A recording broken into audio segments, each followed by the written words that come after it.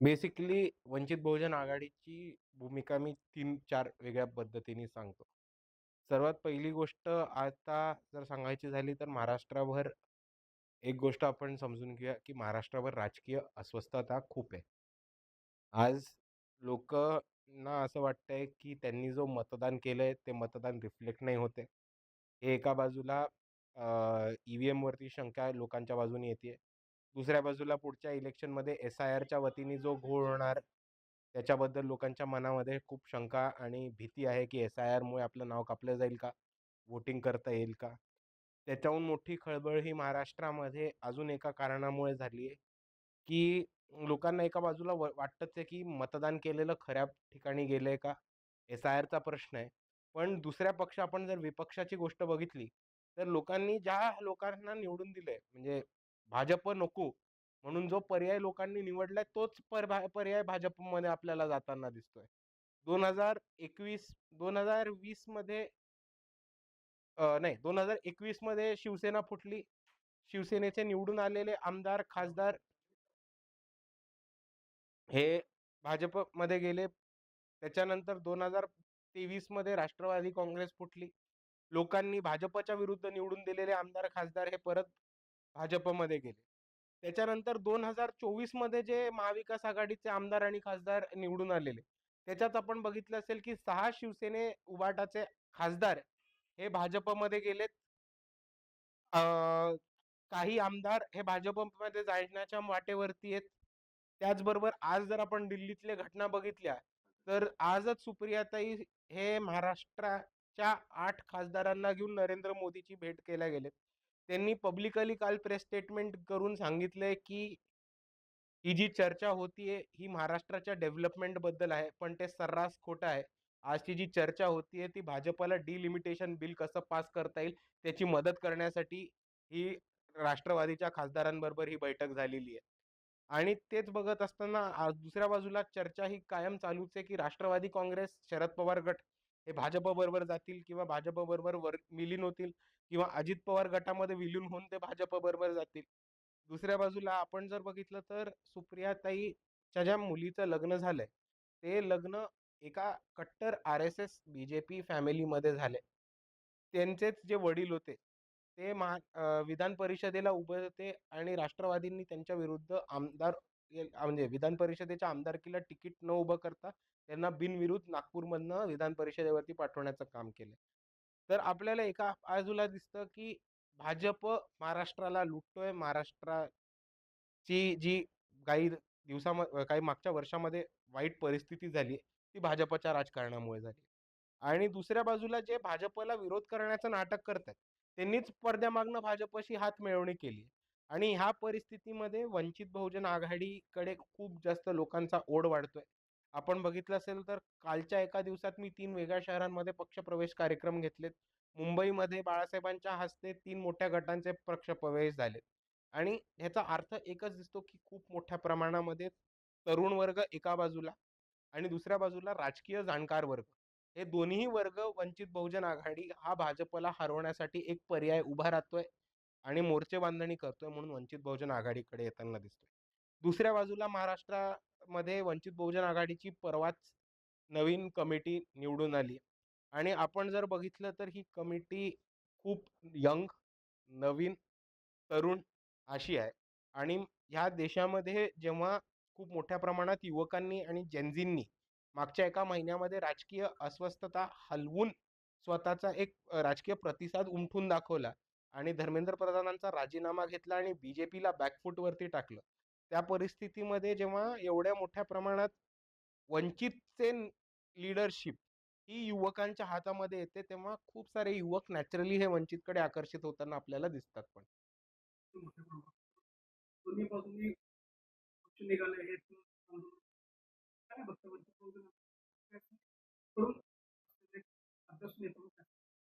मी दोन्ही बाजूनी उत्तर देतो याच्यावर.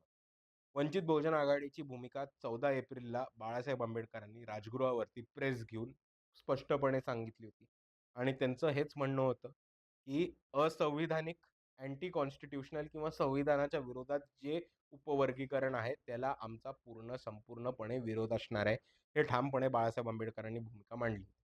दुसऱ्या बाजूला एक तरुण म्हणून मी ह्याला खूप मोठ्या अंगाने बघतो, की भाजप जेव्हापासून सत्तेमध्ये आले, तेव्हापासून एक डिव्हाइड अँड रूल जे ब्रिटिशकालीन पॉलिसी होती ती अजूनही सत्तेमध्ये आली. 2014 मध्ये भाजप महाराष्ट्रात आणि भारतात सत्तेमध्ये आलं. तेव्हा अख्ख्या भारतामध्ये आणि महाराष्ट्रातही आपल्याला हिंदू वर्सेस मुसलमान अशी भांडणं ठिकठिकाणी पेटवताना आणि भाजपकडनं त्याला प्रोत्साहन देताना आपल्याला दिसलं.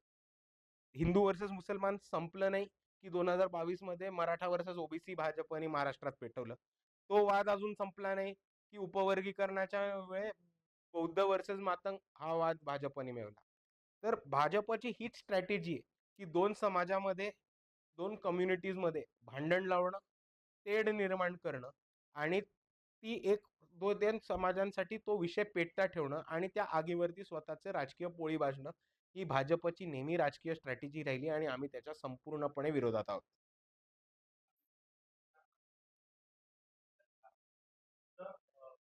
स्ट्रॅटेजी म्हणून ज्यावेळेस पाहिलं जातं, तर ठोस अशी कुठे रोड मॅप आहे पाहायला मिळत नाही. कशा पद्धतीचं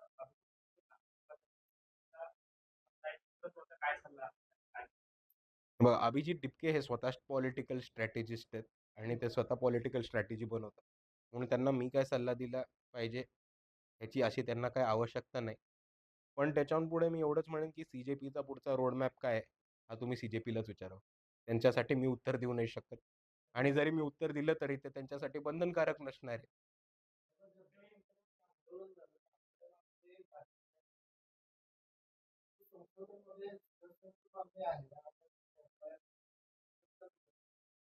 जबाबदारी कोणीतरी घ्यावी आणि कुठे आधी गृहमंत्री बोलायला तयार या सगळ्या मुद्द्यामध्ये आणखी ते संविधानाच्या काही गोष्टी किंवा गोष्टी असतात.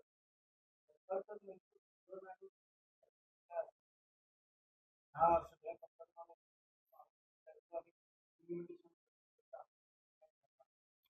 हे बघा, डिलिमिटेशनचं जे बिल होतं ते मोठ्या प्रमाणात सरकारमध्ये लोकसभेमध्येच हाणून पाडलं होतं आणि त्याच्यामुळे काय झालंय की मोठ्या प्रमाणामध्ये भाजपनी इतर पक्ष फोडून स्वतःची आकडेवारी ही लोकसभेमध्ये वाढवायचा प्रयत्न केलाय. सर्वात पहिले आम आदमी पार्टी फोडलं. राघव छड्डा त्याचेच एक एक्झाम्पल दिसतात आपल्याला. इथं मग त्याच्यानंतर तृणमूल काँग्रेस फोडली. शायनी घोष आणि इतर खासदार म्हणजे नरेंद्र मोदींना एकेरी शिव्या देत होते. ते आपल्याला नरेंद्र मोदींच्याच पक्षामध्ये आज आपल्याला दिसतात. दुसऱ्या बाजूला मग महाराष्ट्रात आले, तर त्यांना माहिती आहे महाराष्ट्रातले पक्ष यांनी ऑलरेडी 2दा फोडले. त्यांचं घरचंच काम आहे ते पक्ष फोडणं. तर त्यांनी परत उभाटाचा पक्ष फोडला. 6 खासदार उद्धव बाळासाहेब ठाकरेंचे हे डायरेक्ट शिंदे सेनेमध्ये गेले होते. आणि आपल्याला एक दिसेल, की अजित पवारांचा जो पक्ष आहे आणि एकनाथ शिंदेचा जो पक्ष आहे, भाजप ह्या 2 पक्षांना आपण शेल कंपनी हा कसा नाव ऐकलंय? फंड फिरवायला शेल कंपनी वापरतात. तसं ह्यांना शेल पक्ष म्हणून वापरतात, की पहिले खासदार ह्या शेलमध्ये जाऊ शेल पक्षातनं आपल्या पक्षात घेऊ. असं ते खासदार फिरवण्यासाठी हे 2 पक्ष ते शेल पक्ष म्हणून वापरतात. आणि ह्या परिस्थितीमध्ये आजच आपल्याला दिसेल, की सुप्रियाताई 8 खासदारांना घेऊन जे नरेंद्र मोदींना भेटायला गेलेत त्याची पण तुम्हाला लवकरच माहिती मिळेल, की ते डिलिमिटेशन बरोबरच चर्चा करायला गेले होते आणि डिलिमिटेशन झाल्यावर आपल्याला हे सुद्धा दिसेल, की राष्ट्रवादी काँग्रेसच्या खासदारांनी कोणत्या बाजूनी मतदान केलं. आता मुद्दा राहिला दिल्लीच्या जंतर मंतरवरती झालेल्या हल्ल्याचा आणि जबाबदारीचा. आम्ही ठामपणे ज्या दिवशी महाराष्ट्र बंद केला आणि त्याच्या आदल्या दिवशी जेव्हा ह्या घटनेच्या आपल्यापर्यंत रिपोर्ट्स आले, तेव्हापासून वंचित बहुजन आघाडीचे सगळी लोक एकच म्हणतायत, की दिल्ली पोलीस ही दिल्ली गव्हर्नमेंटच्या अंतर्गत नाही. दिल्ली पोलीस ही होम मिनिस्टरला आन्सर करते. पण आता गोष्ट अशी आहे, की दिल्ली सरकार आणि केंद्र सरकार हे दोन्ही भाजपचे आहेत. म्हणून सगळे इशारे भाजपकडेच जातात. दुसऱ्या बाजूला आपण जे घटनाक्रम बघितला असाल, तर तो घटनाक्रम अतिशय असंविधानिक आणि क्रूर आपल्याला दिसतो. कुठेही भारताच्या इतिहासामध्ये असं झालं नाहीये, की विद्यार्थ्यांवरती वॉटर कॅनन वापरलेत, टिअर गॅस वापरलेत. लाठ्यांना खिळे ठोकून विद्यार्थ्यांना खिळ्यांनी मारण्यात आलंय. त्याच्याहून मोठी गोष्ट म्हणजे काही काही बॅरिकेड्सला शॉक हा दिला होता आणि बॅटन्सला सुद्धा शॉक हा प्रकार देऊन लोकांना इलेक्ट्रिक करंट देण्याचं काम विद्यार्थ्यांना केले. बरेचसे असे पोलीस होते ज्यांनी स्वतःचा नेम टॅग लपवला होता. बरेचसे अशी लोक होती जे स्वतः वर्दीवरती पण नव्हते. म्हणजे भाजपचे भाड्याचे गुंडे हे पोलिसांबरोबर शामील होऊन थोडी नव्हते हाणामारीमध्ये शामील झाले. हा एक मोठा प्रश्नचिन्ह निर्माण होतो. आणि दिल्लीची सिक्युरिटी कोणाकडे येते? दिल्ली पोलीस कोणाच्या कंट्रोलमध्ये येतं? आणि दिल्ली पोलीस कोणाच्या आदेशावरती काम करतं? तर ते भारताचे होम मिनिस्टर आहेत. आणि म्हणून आमचं ठाम म्हणणं आहे, की हा जो हल्ला केलाय तो अमित शहांच्या इशाऱ्यावरती झालाय. हो, त्या दोघांचे बुकिंग एजंट एक असतील. मला नाही माहिती काय चालू आहे तिकडे. पण आज सुप्रियाताई 8 खासदारांना घेऊन नरेंद्र मोदींना भेटायला गेल्यात. त्याच्याहून मोठी घडामोड काय पाहिजे तुम्हाला?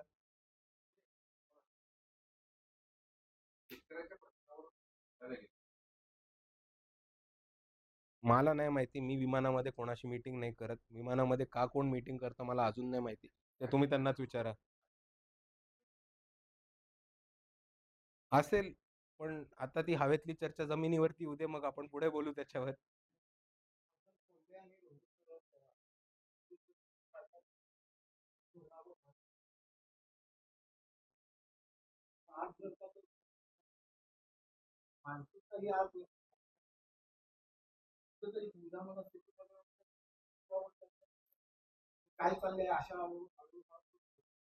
हे बघा, हे जे काही पक्ष आहेत ना, यांच्यामध्ये नेहमी असे काही चेहरे असतात जे भाजपला ठोकणारे, भाजपच्या विरोधात बोलणारे आणि स्वतःची ती प्रतिमा करून घेण्यासाठी काही मोरके चेहरे असतात. आणि त्याच्यासाठी काही चेहरे आपण ओळखून घ्यावे. पण त्याच्याहून महत्वाचं पक्षाचं धोरण कुठल्या बाजूने चाललंय, पक्षाची लिडरशिप कुठल्या बाजूला झुकतीये आणि पक्षाच्या लिडरशिपची कोणाशी हात मिळवणी चालू आहे, त्याच्यावरती आपण जास्त फोकस केला पाहिजे. कारण आपण नंतर बघितलंच की अमोल मिटकरी हे भाजपच्या विरुद्ध खूप बोलत होते. नंतर ते कुठल्या ट्रॅपमध्ये अडकले हे आपण सर्वांनी बघितलं. तर अमोल कोल्हेंबरोबर ते होऊ नये एवढीच मी त्यांना शुभेच्छा देतो.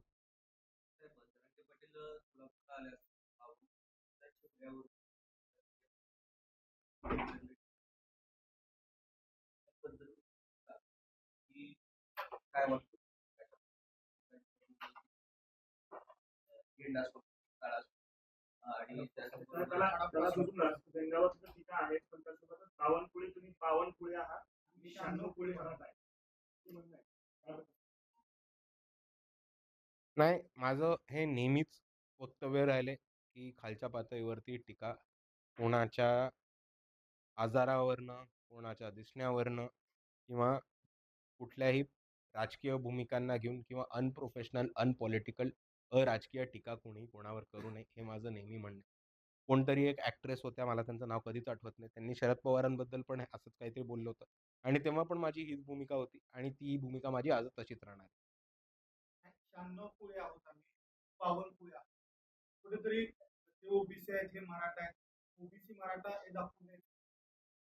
हे तुम्ही त्यांनाच विचारा. ओबीसी मराठा वाद कसाही पेटतोय. तुम्हाला तो एक्सेप्ट पेटवायचा तर त्यांना विचारा, मला नाही.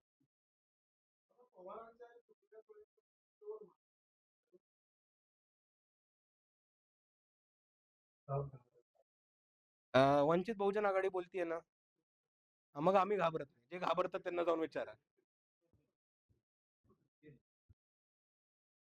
हो. आणि तुम्हाला जोडून मी अजून एक माहिती जोडतो, की आज तितकाच महत्त्वाचं आंदोलन हे चेन्नईमध्ये, तामिळनाडूमध्ये पण सुरू आहे आणि त्यांची वेगळ्या प्रकारची मागणी आहे, त्याच्याबद्दल पण आपण बोललो पाहिजे. तर सर्वात पहिले मी चालू करतो झारखंडपासून. झारखंडमध्ये विद्यार्थ्यांनी एक खूप मोठं आंदोलन केलं आणि त्याला एका अर्थाने आपण झारखंडमध्ये परत विद्यार्थ्यांनी उलगुलान असं उभं केलंय बिरसा मुंडांच्या भाषेत बोलायचं तर. असं आपल्याला दिसेल. आणि हे आंदोलन झारखंडमधलं अजून तीव्र होताना दिसतंय. या झारखंडचा आंदोलनाचा ॲडव्हांटेज असा आहे, की झारखंडमध्ये काँग्रेस सरकार आहे. तर आधी जे विद्यार्थी जंतर मंतरवरती आले होते आणि भाजपने त्यांना काळबोट लावलं होतं, की हे पाकिस्तानी एजंट आहेत, हे चायनाचे एजंट आहेत, हे काँग्रेसी लोक आहेत. आता हेच विद्यार्थी काँग्रेसच्या विरुद्ध पण प्रचार करतायत आणि काँग्रेसच्या विरुद्ध आंदोलन करतायत. तर आपल्याला एकच गोष्ट ठामपणे दिसेल, की विद्यार्थी स्वतःच्या प्रश्नावरती बोलायला लागलेत. विद्यार्थी व्यक्त व्हायला लागलेत आणि खूप ठामप्रमाणे, प्रभावीप्रमाणे ते स्वतःचे प्रश्न लोकांसमोर मांडून त्याच्यावरती भाष्य करू शकतात. आणि ही महाराष्ट्राच्या राजकारणासाठी महाराष्ट्राच्याच काय, भारताच्या राजकारणासाठी आणि लोकशाहीसाठी एक खूप वेलकमिंग चांगली गोष्ट आहे असं मी मानतो. दुसऱ्या बाजूला चेन्नई आणि तामिळनाडूमध्ये एक आंदोलन चालू आहे, ते म्हणजे बॅन नीट. आणि वंचित बहुजन आघाडीची पण हीच भूमिका सातत्याने राहिली आहे. भारिप बहुजन महासंघापासून जेव्हा 2013 मध्ये नीट ही परीक्षा आली होती, तेव्हा भारिप बहुजन महासंघाचं एकच म्हणणं होतं की आपल्या देशामध्ये 3 लिस्ट असतात: स्टेट लिस्ट, युनियन लिस्ट आणि कंकरंट लिस्ट. बरोबर? युनियन लिस्ट मध्ये फक्त केंद्र सरकार हस्तक्षेप करतं, स्टेट लिस्ट मध्ये फक्त राज्य सरकार करतं, आणि कंकरंट लिस्ट मध्ये केंद्र सरकार किंवा राज्य सरकार दोन्ही चेंजेस करू शकतात. आता हेल्थ आणि एज्युकेशन हे दोन्हीही विषय स्टेट लिस्ट मधले, म्हणजे राज्य सरकारचे. आणि तुम्ही जेव्हा सेंट्रल एक्झाम नीट सारखी लावता, तेव्हा तुम्ही हेल्थ आणि एज्युकेशन हे दोन्ही स्टेट लिस्ट मधनं काढून युनियन लिस्ट मध्ये टाकता. म्हणून तमिळनाडू मधनं बॅन नीट ही आंदोलन चालू झालं होतं. अनिथा नावाच्या एक विद्यार्थी होत्या, त्यांनी सुप्रीम कोर्टापर्यंत हा लढा घेऊन गेले होते की नीट रद्द झाली पाहिजे. तेव्हाही 2013 मध्ये भाविक बहुजन महासंघाचं हेच म्हणणं होतं की हेल्थ केअर आणि एज्युकेशन हे दोन्हीही विषय हे राज्य सरकारचे आहेत आणि ते राज्याकडेच राहिले पाहिजेत. आणि राज्यामध्ये डॉक्टर्ससाठी आणि एज्युकेशनसाठी ज्या पद्धतीची गरज आहे तो अधिकार राज्य सरकारकडे राहायला पाहिजे चेंजेस करायचा. एक भारतभर कॉमन एंट्रन्स टेस्ट करायची काहीही गरज नाही. ह्या पद्धतीची भूमिका आम्ही घेतली होती आणि त्याच भूमिकेवरती आज आपल्याला तमिळनाडूमध्ये, चेन्नईमध्ये बरेचसे विद्यार्थी नीट रद्द करा ह्या मागणीवरती आंदोलन करताना दिसतात. नंतर मी सोलापूरमध्ये पण आंदोलन वगैरे झालं. त्याच्या पुढच्या नंतर स्टेप्स वगैरे काय पंतप्रधानांचा राजीनामा झाला. नेक्स्ट मध्ये युवकांचं संघटन. हे बघा, तो प्रश्न तुम्ही अभिजित दुबकेंना विचारला पाहिजे. ते काय संघटन करतायत हे तेच सांगू शकतील. वंचित बहुजन आघाडी हा एक स्वतंत्र पक्ष आहे आणि आमची मोर्चे बांधणी कुठलाही राजकीय पक्ष ज्या पद्धतीने मोर्चे बांधणी करतो आणि संघटन बांधणी करतो त्याच बाजूने होते. त्याला दोन अँगल्स असतात. एक संघटन मजबूत करणं, पक्षाची यंत्रणा मजबूत करणं, त्या सगळ्या विंग्स असतील: स्टुडंट विंग, युथ विंग, महिला विंग, पेरेंट बॉडी. या सगळ्या विंग स्ट्रॉंग करून जास्तीत जास्त लोक जोडून घेणं आणि संघटनेमध्ये क्षमता असलेली केपेबल लोक अब्झॉर्ब करून जास्त चांगलंपणे काम करणं, हे एका बाजूला. आणि दुसऱ्या बाजूला जी वंचित बहुजन आघाडीची राजकीय भूमिका आहे ती जास्तीत जास्त लोकांपर्यंत पोहोचवणं, बाळासाहेब आंबेडकरांचं मत काय ते लोकांपर्यंत पोहोचवणं. आणि आज भाजपला हरवणं महत्वाचं काय आणि न मॅनेज होऊन भाजपच्या ईडीला किंवा पैशाला या दोन्हीला बळी न पडणारा कोणता पक्ष असेल महाराष्ट्रात तर तो वंचित बहुजन आघाडी हे शेवटच्या माणसापर्यंत पोहोचवणं.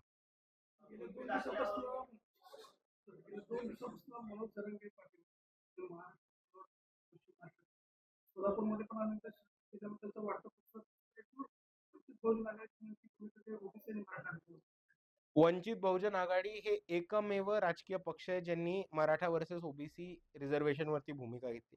बाळासाहेब आंबेडकर 2022 पासून सातत्याने सांगत होते की ओबीसीच्या ताटाला हात न लागता, ओबीसीच्या रिझर्वेशनला कोणत्याही प्रकारचा धक्का न लागता मराठ्यांना आरक्षण कसं मिळवता येईल याचा ब्लूप्रिंट बाळासाहेबांकडे आहे आणि बाळासाहेब सत्तेमध्ये गेल्यावर तो नक्कीच अंमलात आणतील. पाटलांचे एक विधान प्रचंड जे आहे ते चर्चेत आले. जर तुम्ही कोयते घ्यायची भाषा करत असाल तर मराठ्यांचा इतिहास राहिलेला आहे की हातात आमच्या तलवारी राहिलेल्या त्याचा काय अर्थ केला? ज्यांनी वक्तव्य केले त्यांना विचारा, दुसऱ्यांच्या वक्तव्यावरती मी भाषण करत फिरत नाही.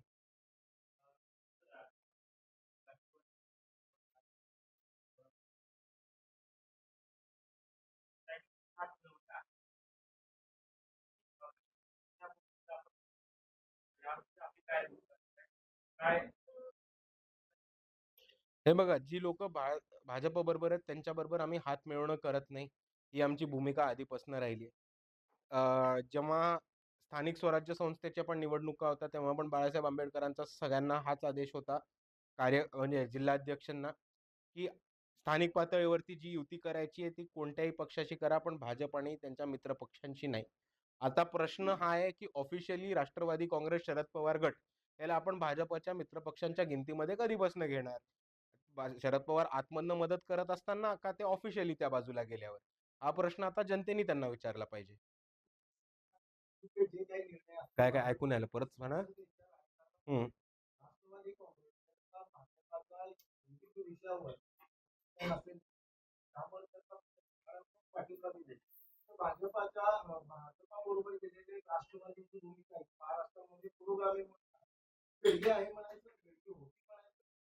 ही कायमस्वरूपी बेडकीच होती. कारण आज आपल्यामध्ये अजित पवार नाहीयेत, पण अजित पवारांनी 4-5 वेळा हे वक्तव्य केले, की त्यांनी जी सकाळची शपथविधी घेतली होती, ती शरद पवारांच्या सांगण्यावरनं घेतली होती. 2014 मध्ये जेव्हा भाजपला एकतर्फा सत्ता नव्हती मिळत, तेव्हा शरद पवारांनी भूमिका घेतली होती, की आम्ही बाहेरनं पाठिंबा देऊ आणि उद्धव ठाकरेंना मजबूर केलं भाजपबरोबर जाण्यासाठी. तर शरद पवारांची पुरोगामी भूमिका ही नेहमी नाटकी आणि खोटीच होती आणि महाराष्ट्राच्या पुरोगामी वर्तुळाच्या डोळ्यामध्ये धूळ चोखणारीच होती.